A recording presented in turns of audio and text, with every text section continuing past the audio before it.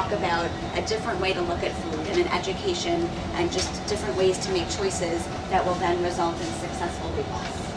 Another thing that's important is to keep an ongoing food log. One of the reasons why it's important to keep a food log is something called BLTs. So it's on a sandwich. BLTs are bites, licks, and tastes. So for a lot of people, they can easily recite their meals. Hopefully they can recite their snacks. But usually people cannot recite their BLTs, especially if they have kids around or grandkids around. It's so easy to take a bite of this, a taste of that, and those little BLTs are what tend to add up. The key is to do it as you go throughout the day. So you don't want to wait until the end of the day and think, what did I eat today? And you certainly don't want to wait till the next day and try to recall what you ate yesterday, because you've lost the opportunity to first of all make different changes based on what you're eating. And we always have a selective memory in hindsight. So when I come to get someone from the waiting room and I see that they're quickly filling in their food log, I always say, forget about it, it's not worth it. You really do it in the moment. So some options for keeping a food log are just using a journal. You could just use like a regular line journal. We actually have some food logs here. It's a 10-week food log that you can use to track your food. But another really good way to do it is to use your phone or to use a website like MyFitnessPal or apps. There's a scanner, so you can actually scan the barcodes of different foods, and it automatically populates the information into your phone. So I think that the phone can be a really good option, especially if you have your phone with you all the time.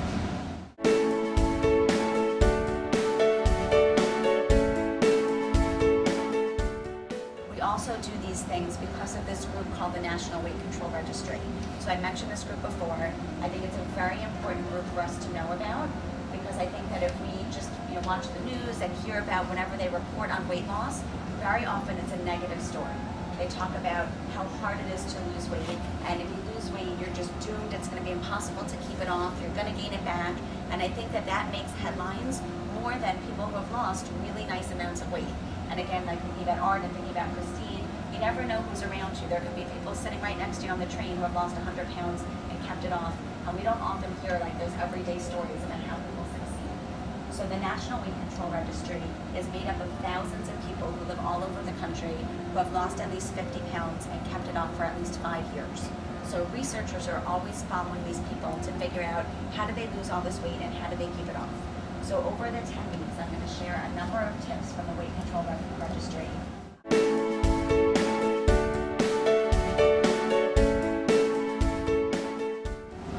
First thing is that they were knowledgeable about the fact that they were on a reduced calorie diet, and our whole program here is based on calories. And so if you're on a plan, I'm going to jump ahead a little bit, we're going to get more into these details, but if you're on a no carb diet, this is another one of our biggest leaders that just walked in, Tony. He lost 130 pounds. We already had Christine and Art say a few words, so I put you on the spot in a little bit. So with the National Weight Control Registry, they were knowledgeable about the fact that they were on a reduced calorie diet. So what happens is that if someone is following a diet and they're not sure why it's working, as soon as they're off that diet, they're back to square one and eating the foods they were eating before, and then the extra calories come back in, the weight comes back on. So if you're on the blood type diet, has anyone ever tried that diet? So it tells you eat these foods because they're good for your blood type, and don't eat all these foods because they're not good for your blood type. Well, anytime you're cutting out all these foods and whole categories of foods, it's a way to reduce your calorie intake.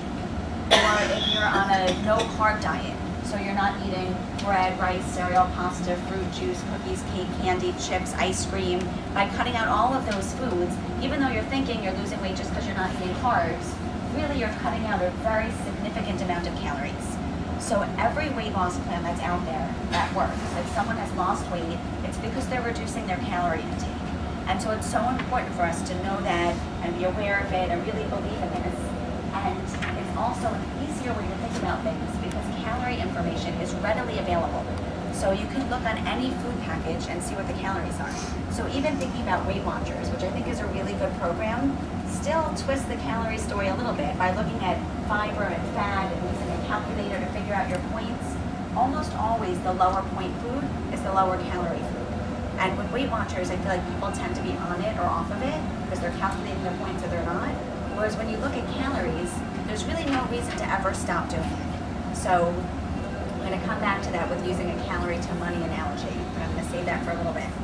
So with the weight control registry, what they found was that these people were very knowledgeable about the fact that they were on a reduced calorie diet, and that's why they were able to keep the weight off.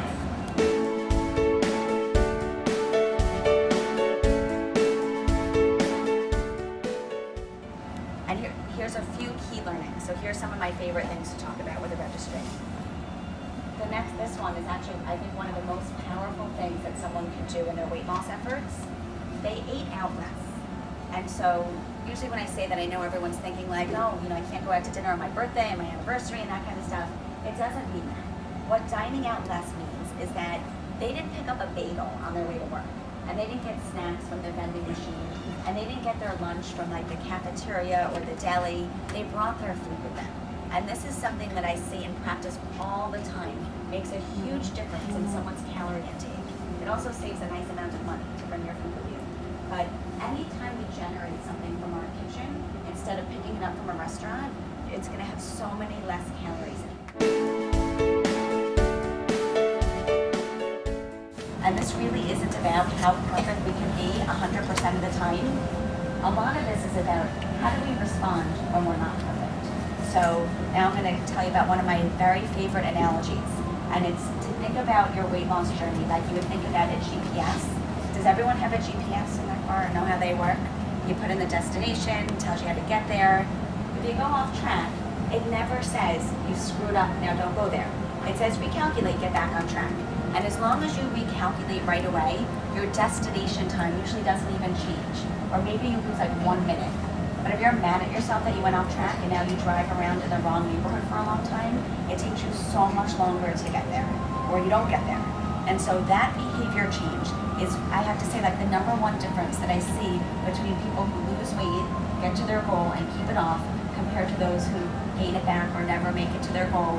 It's all about the recalculation time. So another thing to think about with the GPS is that even if you go off track 3 times in the same trip, the voice never changes, it never yells at you, it does hallucinations, it doesn't call you names, it never says you're so stupid you can't drive. It just keeps saying recalculate and keeps putting you back on track, and you get there.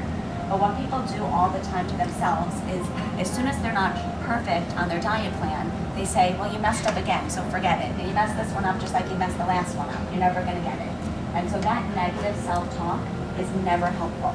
So one of the things you can think about doing now is turning on your internal GPS and committing to yourself that if you do deviate from this, that you just get immediately back on track and you will still get to your goal.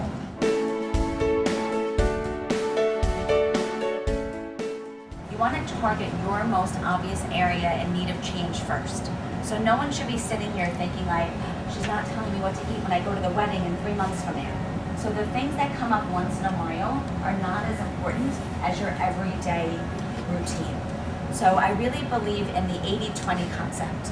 And so what this means is that if you're careful and conscious about what you're eating 80% of the time, you should have 20% flexibility to be able to spend some extra calories where it's worth it to you, and you should still be able to lose weight. Without being careful 100% of the time, 80% of the time should be enough. So to create that 80%, you want to look at your normal everyday routine and think, where can I save some calories? So I call it making just smart swaps. And you want to think about how you can come up with a lower calorie replacement to the things that you're doing. So one very simple smart swap would be, if you do pick up a bagel on your way to work with cream cheese on it, it probably has 800 calories in it. If you bought the 100 calorie bagel thins from the supermarket and you put your own either whipped cream cheese on it, or let's say the Laughing Cow cheese, you know what that is, the little triangles, and maybe tomato, and you made your own bagel with cream cheese, that has about 200 calories total. So you've gone from 800 calories to 200 calories. So by saving those 600 calories, you'll lose more than a pound a week just from that one swap. So another good reason to keep a food log is it will help you to really look at where you can make some smart swaps during the day. The next thing, which is another one of my favorite things to talk about, is that this is not about willpower. So very often people say, well, my skinny friends must have more willpower than me, or I don't have enough willpower to do this.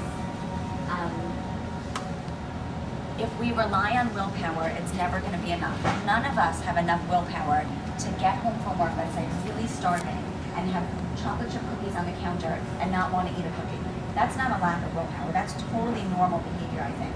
If you're hungry and there's a higher calorie food there, we're all going to want to eat it. So instead of relying on willpower, what we do need to do is make an effective plan. So an effective plan would be that you bring 2 healthy snacks to have at work, that you space out your 2 healthy snacks in the afternoon, maybe eat a bag of baby carrots on your way home, and that you plan to keep a safe food environment. So you never walk in and have chocolate chip cookies be the first thing that you see. Maybe it's a bowl of clementines that you walk in and you eat a 35-calorie clementine while you think about what you're making for dinner. So now you didn't need to use willpower at all because you plan to have those very simple steps in place. And so I think it's very important that you think about your day and your routine, and you think about the times where you say, oh, I wish I had more willpower, and take a step back and think about what can I plan to do differently so that I don't need to rely on willpower. Let's talk about the calorie to money analogy. So I mentioned calories, I mentioned tracking your food. You can track your calories. There was a really big study that was done that they looked at these 2 groups of people and they were both keeping food logs. One group had a lot of detail in their food log, the serving size, the preparation, the calories. The other group of people just wrote the food. They found that they lost the same amount of weight because if you're conscious enough to be writing your food as you go, you're conscious enough to be making better choices. So I don't think that your food log needs to be like very cumbersome and like very detailed in terms of calories. One of the advantages, if you do it on your phone using any of these apps or websites, is that they automatically calculate the calories for you. So that could become a good educational process. Even if you're not writing your calories in your log, you do need to be looking at calories on food labels. And this is something that's not negotiable. And this is something that will hopefully become just a new lifestyle habit. And the analogy that I use for this is comparing calories to money. Most people do a better job balancing their financial budget than they do their caloric budget. And so there's a number of things that we can think about. The first thing is that most people can't continue to make one big purchase after the next. Most people would have to save up for a while to make a big expenditure, and then they need to save up some money again before they have another big purchase. It's the same thing calorie-wise. That if you know that on the weekend you're going out to a special dinner and you just want to order whatever you want to order, that's a good thing to think about during the week to say, I'm going to go to the gym or go for a couple extra walks this week. I'm going to be really careful. I'm not going to waste any calories this week because I want to be able to spend. Is that you need to keep working on making your food environment safe. So this is something that you need to revisit after every holiday, after every weekend, every time you have company and people bring stuff over. You want to keep getting rid of any trigger foods in your food environment. Where we live has been labeled as a toxic food environment by a researcher named Kelly Brownell, who talks about that everywhere we go, there's a lot of food that's high in calories and big portions, and that we need to keep our guard up.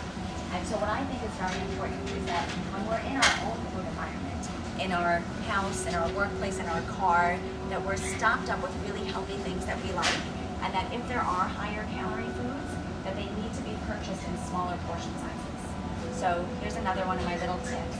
This is called calculating the maximum potential damage.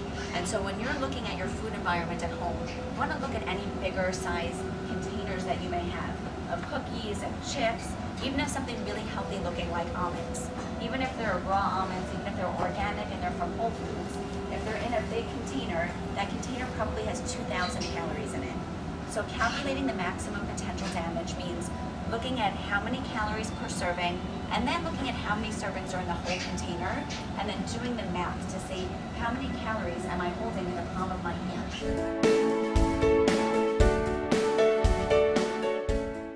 This whole thing is about prioritizing where you want to spend your calories. So for some people, they may want to spend the calories on alcohol.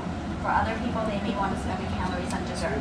For some people, they may want to spend the calories on regular cheese instead of lamb cow cheese.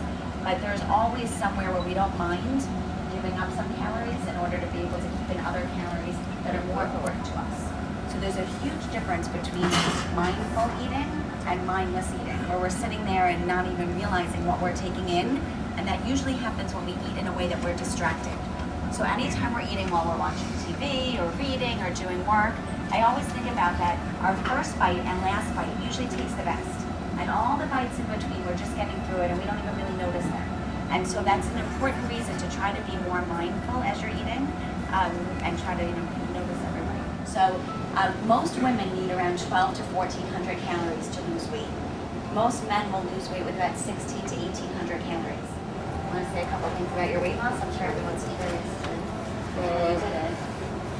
Basically, gave you a very hard time when we started. That's true.